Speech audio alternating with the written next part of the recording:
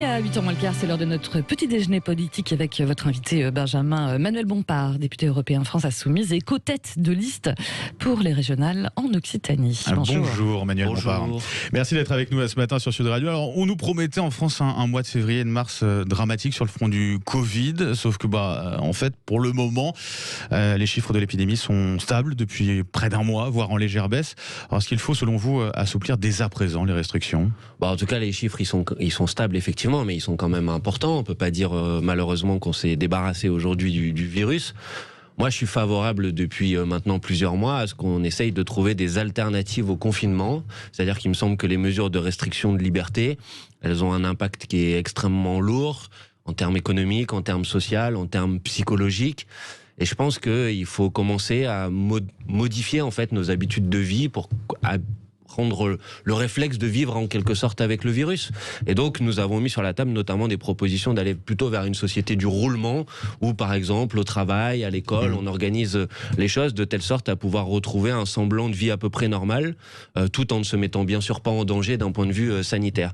Donc le président de la République ait choisi de ne pas confiner, ça me paraît être plutôt une bonne solution, mais par contre je pense qu'il faut aller vers des vraies alternatives au confinement pour ne pas avoir besoin de confiner demain. Et quel rôle ça peut être justement de la part du gouvernement de ce point de vue-là, parce que pour ce qui est de la présence dans les entreprises, c'est aux entreprises de décider. Oui, mais bon, écoutez, le gouvernement, il a quand même un poids pour, par exemple, engager des discussions avec l'ensemble des représentants des entreprises, des organisations syndicales, pour mettre en place des protocoles sanitaires dans les entreprises, pour, par exemple, dire, une partie des salariés vont travailler davantage le matin, une autre partie davantage l'après-midi. Le gouvernement, il peut aussi organiser et renforcer les protocoles sanitaires dans les écoles, pour faire en sorte qu'on travaille davantage par petits groupes. Peut-être qu'il peut organiser la réquisition de locaux pour qu'on ne soit pas dans des classes, dans les écoles où on est tassé, dans des classes qui sont de taille beaucoup trop faible. Vous voyez, le gouvernement peut faire beaucoup de choses pour entraîner la société, mettre en place des habitudes de vie qui permettent de vivre quasiment de manière normale avec le virus. Et donc ça permettrait par exemple de réouvrir les lieux de convivialité, de réouvrir les lieux culturels. C'est quand même difficilement compréhensible qu'on puisse aller aujourd'hui dans le métro, mais qu'on puisse pas aller au cinéma ou au théâtre. Voilà, je crois, il faut comprendre que les êtres humains sont des êtres sociaux, qui ont besoin d'une vie sociale. Bien sûr, on a été confronté la première fois à une situation extraordinaire. Donc il y a nécessité de rouvrir les restaurants sous certaines conditions. Je le pense, oui, avec des protocoles sanitaires sérieux. Bien sûr, je pense que c'est possible de le faire. D'ailleurs, c'est le cas dans un certain nombre de pays européens. Et bien sûr, il ne s'agit pas de dire qu'on se soit débarrassé du virus, mais je pense qu'effectivement, on a besoin de retrouver un semblant de vie sociale parce que l'impact psychologique du confinement est extrêmement lourd et sans doute qu'on n'en mesure pas en quelque sorte tous les effets. En tout cas, la vaccination, elle continue d'avancer en France. Plus de 3 millions de personnes ont reçu la première dose. La première injection, c'est encore trop lent, Manuel Bompard ? En tout cas, on a eu un démarrage qui a été extrêmement difficile de la campagne de vaccination en France, avec un manque et une incapacité à anticiper les problèmes et les difficultés logistiques qui, je pense, est apparu aux yeux de tout le monde et qui est quand même extrêmement surprenant. C'est-à-dire qu'on a le sentiment qu'on a un gouvernement qui se met à réagir en permanence une fois qu'il est au pied du mur. Et c'était pas uniquement le cas sur les vaccins, on l'a vu sur les tests, on l'a vu sur les masques préalablement dans cette crise sanitaire. Il semble qu'on rattrape un petit peu notre retard, c'est positif. On rattrape l'Allemagne par exemple. Voilà, mais ceci dit, on va être confronté à d'autres difficultés, à d'autres problèmes maintenant, qui est notamment la question de savoir si on va avoir suffisamment de doses pour pouvoir répondre à la demande.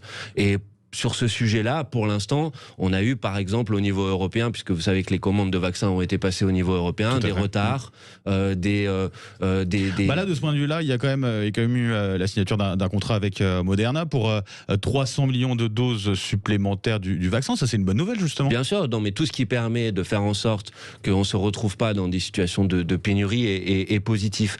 Mais ce que je regrette au niveau européen, c'est qu'on ait laissé en quelque sorte tout le pouvoir aux labos pharmaceutiques qui nous imposent des conditions. On ne sait toujours pas ce qu'il y a dans les contrats. Exactement. Alors on commence petit à petit à avoir quelques informations sur quelques contrats. Ça fait en tant que parlementaire européen plusieurs mois qu'on se bat pour voir ce qu'il y a dans ces contrats. Maintenant on arrive parfois à consulter les contrats, souvent avec une partie des contrats qui sont tout simplement masqués. Il y a des grosses bandes noires, des grosses bandes noires pour cacher dans les contrats. le texte. Bon, vous savez, ces contrats, ils ont quand même été passés en notre nom. Ce serait quand même légitime qu'on puisse savoir ce qu'il y a dedans. Et puis, il y a une deuxième difficulté, qui est la question de savoir si on a un accès universel au vaccin. Le président de la République, Emmanuel Macron, avait dit il faut un accès universel au vaccin. Il faut bien comprendre, pour ceux qui nous écoutent, que si on est les seuls à pouvoir se faire vacciner, on ne va pas résoudre le problème de cette épidémie. Et que la question, elle est de l'accès mondial au vaccin, parce que sinon, le virus, il circule.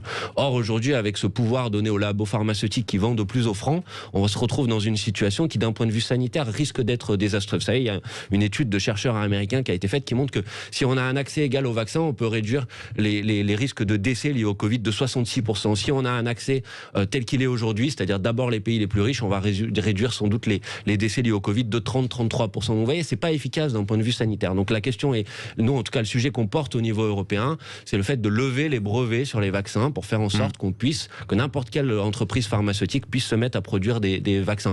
Dans une situation comme ça, il est inconcevable que le vaccin soit une usine Afrique, en quelque sorte. Or, vous avez vu par exemple que Pfizer, le vaccin sera sans doute le plus gros blockbuster, le médicament qui aura rapporté le plus d'argent dans l'histoire des médicaments. Ça, je trouve que c'est pas acceptable dans une période comme celle qu'on vit aujourd'hui. En tant que député européen, on parle aussi de la question des variants. Là, l'Union européenne qui a décidé de lancer un programme de recherche sur les variants. C'est quoi? La réponse, c'est quoi? C'est enfin ou en tout cas, c'est une bonne nouvelle? Oui, il faut bien sûr avoir des programmes de recherche sur les variants, mais le fait qu'il y ait ces variants démontre qu'on ne peut pas s'en sortir par une stratégie qui soit uniquement une stratégie vaccinale. Parce que les variants, ils vont exister, que certains vaccins ne pourront pas y faire face. Et donc, bien sûr, il y a des vaccins, c'est bien, il faut qu'il y ait des vaccins. Il faut faire en sorte d'ailleurs, et moi j'aurais préféré qu'on privilégie des méthodes plus classiques de technologie vaccinale parce qu'on les maîtrise davantage, c'est ce qu'ont fait les Chinois par exemple. Mais il faut aussi modifier nos habitudes de vie pour vivre avec le virus. Il faut un effort de recherche sur les traitements et pas uniquement sur les vaccins. Et je crois que si on veut lutter à réussir à faire disparaître ce virus, parce que ça doit être l'objectif, il faut une stratégie qui soit une stratégie complète. Je regrette que parfois j'ai l'impression qu'on se focalise un peu trop sur les vaccins et pas assez sur les traitements, pas assez sur les mesures de dépistage et d'isolement. Par exemple, le gouvernement, ça fait 1 an qu'il nous dit qu'il faut qu'il y ait une stratégie d'isolement, elle est toujours pas sérieuse. Donc voilà, je crois qu'il faut une stratégie complète si on veut réussir à mettre un terme au virus. Mais d'un mot, pour conclure sur cette question des vaccins, vous y croyez à cette promesse d'Emmanuel Macron d'avoir tous les Français qui le souhaitent vaccinés d'ici à la fin de l'été? Non, assez peu, pour être tout à fait honnête. D'abord, il y a eu des discours assez contradictoires entre ce que dit monsieur Véran, ce que dit monsieur Macron, parfois même entre ce que dit monsieur Véran le matin au Sénat et ce que dit monsieur Véran le soir sur un plateau de télévision, où il dit 2 choses différentes. Moi, je suis pas partisan du pire, je souhaite que toutes celles et ceux qui souhaitent se faire vacciner, parce qu'il faut conserver la liberté sur ce sujet, puissent l'être dans les plus brefs délais. Et c'est pas le cas aujourd'hui, où souvent les rendez-vous sont reportés, où il y a un problème d'accès au vaccin en fonction de votre territoire. En Seine-Saint-Denis, c'est beaucoup plus difficile de se faire vacciner, par exemple, que dans d'autres territoires. Donc là, je crois qu'il y a encore un effort extrêmement important à faire pour que tous celles et ceux qui souhaitent pouvoir être vaccinés puissent l'être dans les meilleurs délais. Mais d'autant que la question du passeport vaccinal continue de se poser. Alors le gouvernement estime que le débat est prématuré, mais pour autant, il y a une consultation qui vient d'être lancée à ce sujet par le Conseil économique et social pour savoir si vous êtes pour ou contre. Je ne sais pas si vous avez déjà voté, participé à cette consultation. Qu'est-ce que vous en pensez? Non, moi je suis opposé à cette histoire de passeport vaccinal. D'abord parce que avant qu'on puisse parler de passeport vaccinal, il faudrait que tout le monde puisse effectivement être vacciné. C'est pas le cas aujourd'hui, on le voit bien. Et deuxièmement, parce que si on veut créer moi je pense que la question est plutôt de créer les conditions de l'adhésion au vaccin. Et ça, on le fait pas en rendant le vaccin obligatoire. On le fait en convainquant, en montrant, en ayant confiance. Les gens, par exemple, ont confiance en leur médecin, donc il faut qu'ils puissent en discuter avec leur médecin, qu'ils puissent leur conseiller tel ou tel vaccin. Voilà, je crois qu'on construit de l'adhésion davantage par de l'échange, par de la conviction, plutôt que par des mesures obligatoires. Bon, la polémique de la semaine, Manuel Bompard, c'est la sortie de la ministre de l'Enseignement supérieur, Frédérique Vidal, qui estime que les facs françaises seraient gangrénées par l'islamo-gauchisme. Elle se fait reprendre un petit peu du côté de l'Élysée. Vous en avez pensé quoi justement de cette sortie? Est-ce qu'elle doit démissionner, tiens? Oui, je crois, franchement, à partir du moment où vous avez aujourd'hui une ministre de l'Enseignement supérieur et de la Recherche qui est désavouée par l'ensemble des présidents d'université, qui ont sorti un communiqué cinglant, qui est désavouée y compris par le CNRS, à qui elle a confié une mission d'enquête. Le CNRS, ce sont des chercheurs, c'est pas des gens qui sont censés enquêter sur le contenu des recherches de leurs collègues. Donc je trouve que cette polémique, honnêtement, est pitoyable. Je trouve que, alors que aujourd'hui l'université rencontre des difficultés incroyable, que les étudiants sont dans des situations de précarité alimentaire. Vous avez dans notre pays aujourd'hui des gens qui font la queue pour aller manger. Je crois qu'il y avait d'autres sujets que de monter une polémique sur un sujet dont le CNRS dit lui-même c'est la question de l'islamo-gauchisme. Est-ce qu'il n'y a pas de sujet en ce moment? Est-ce qu'il n'y a pas de sujet en ce moment compte tenu de la crise, ou est-ce qu'il n'y a pas de sujet tout court? Non, mais écoutez, je crois qu'il y a des disciplines de recherche dans notre pays, et il n'y en a aucune aujourd'hui qui soit inutile.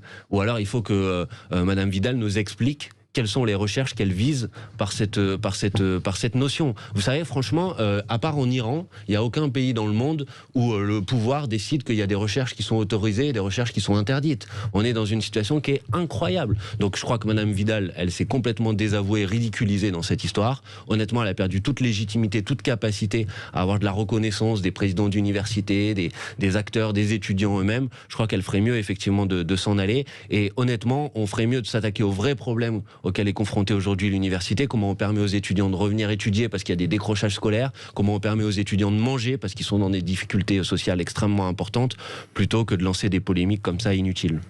Manuel Bompard, vous lancez dans la bataille des régionales qui auront lieu a priori en juin. On en est sûr ou pas d'ailleurs? Non, on n'en est pas sûr encore. Pour l'instant, la date qui a été annoncée, c'est au milieu du mois de juin pour les élections départementales et régionales. 13 et 20 juin. 13 et 20 juin, exactement. Néanmoins, vous savez que le conseil scientifique doit remettre un rapport au plus tard le 1er avril pour savoir si on est en condition de tenir ces élections. Moi, je vais dire sur ce sujet d'ailleurs qu'il faut être en capacité de tenir des élections, mais qu'il faut être aussi en capacité de faire une campagne électorale. Une élection, c'est pas seulement le jour du vote. Et en l'occurrence, si on n'est pas capable d'avoir des alternatives au confinement, ça rend les conditions d'une campagne extrêmement difficiles, et je pense que ça pose une vraie difficulté démocratique. Vous dirigez donc avec Myriam Martin la liste insoumise en Occitanie, sans les communistes, sans non plus les écologistes, c'est ça? En tout cas, nous, ce que nous souhaitons, c'est de faire une liste qui rassemble, donc y compris si possible les communistes, y compris si possible les écologistes. Pour l'instant, c'est pas le choix qu'ils ont fait, mais en tout cas, je pense que la main est toujours tendue, la porte est toujours ouverte de notre côté.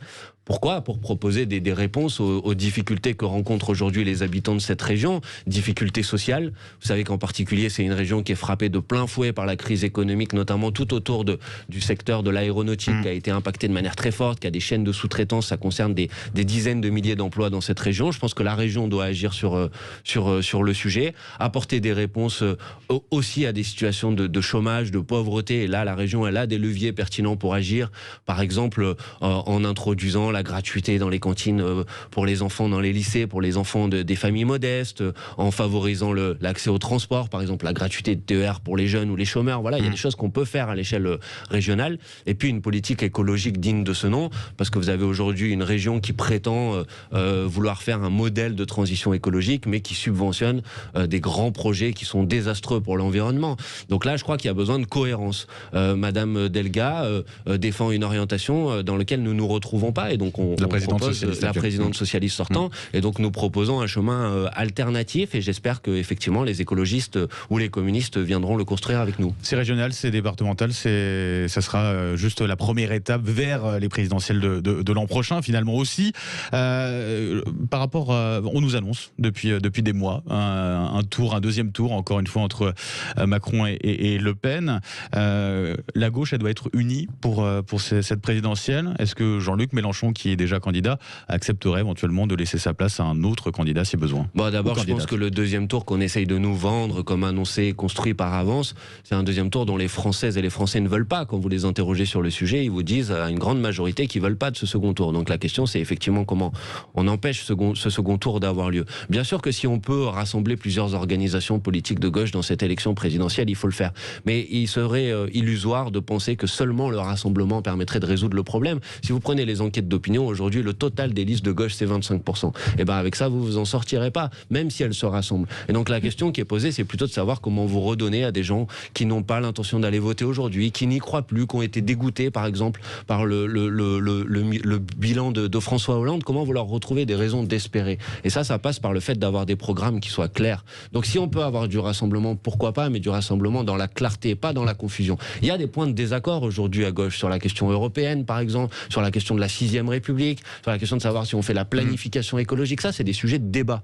Et ces sujets de débat, ils existent dans la population. Et il ne faut pas faire semblant comme si on était déjà tous d'accord. Donc la candidature de Jean-Luc Mélenchon, elle vise à poser des éléments qui sont des éléments de rupture claire d'un point de vue programmatique. Jean-Luc Mélenchon a fait près de 20% des voix à l'élection présidentielle en 2017. À mon avis, il est le mieux placé pour permettre à la gauche d'être représenté au deuxième tour. Et si celles et ceux qui nous écoutent sont d'accord avec cette analyse, je les invite à s'engager avec nous dans cette campagne, à nous rejoindre, à signer sur le site noussommepour.fr qui leur permet de rejoindre cette dynamique pour faire en sorte que justement on déjoue ce duel Macron-Le Pen écrit par avance. Manuel Bompard, le mot de la fin, c'est avec Laurence Garcia. Oui, une dernière réaction par rapport à cette histoire de vote par anticipation. On sait, les sénateurs ont rejeté très largement mercredi en commission un amendement surprise sur le vote par anticipation pour l'élection présidentielle de 2022, qui d'ailleurs devrait subir le même sort aujourd'hui à l'Assemblée nationale.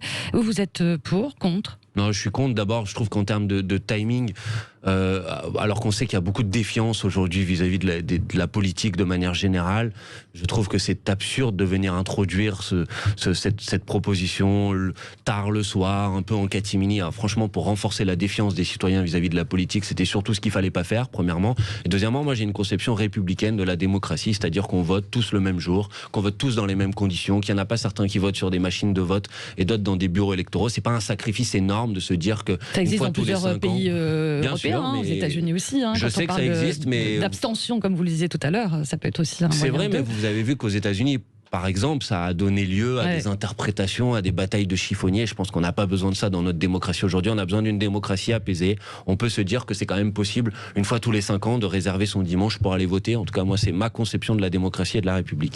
Merci beaucoup, Manuel Bompard, député européen de la France Insoumise et co-tête de liste pour les régionales en Occitanie. Bonne journée. Bonne journée à vous. Allez, on a un peu de retard. On file dans quelques instants. On se retrouve